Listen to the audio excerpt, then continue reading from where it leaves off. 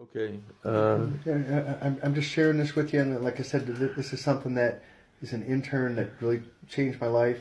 I had a patient got stabbed in the heart when I walked in the ER because I was on the ER, but the surgeon had his chest cracked open and he had his finger in the guy's heart. And they pronounced him dead. He was a young man, maybe 22, 23 years old, drug deal that went bad.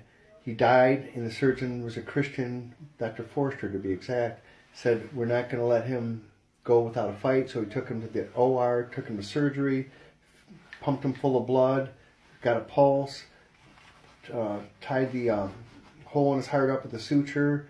And since I was on the surgery unit, I had to wait until he woke up. After about 4 hours, the guy woke up, and he looked me in the eye, and he grabbed me, and he started crying, sobbing, and he said, I met the devil.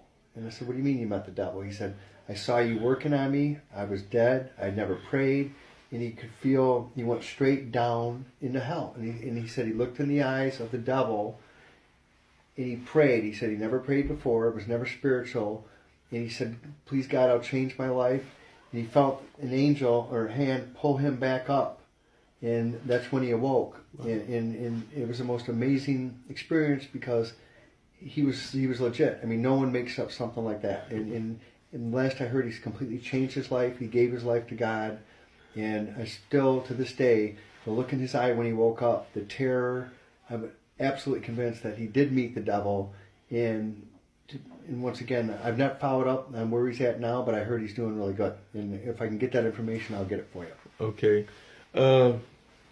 What was your reaction when the doctor told you that they were going to sew him back up? And I thought he was crazy because the guy bled out. He was dead. There was blood on the ceiling because he got stabbed in the heart, blood all around him, and he had no pulse. He was lifeless.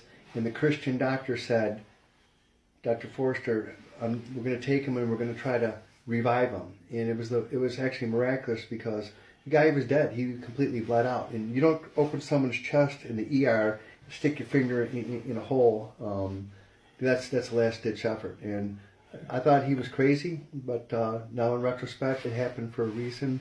And that basically changed my whole outlook on medicine. And that was when I was a young intern back in 1989. Wow.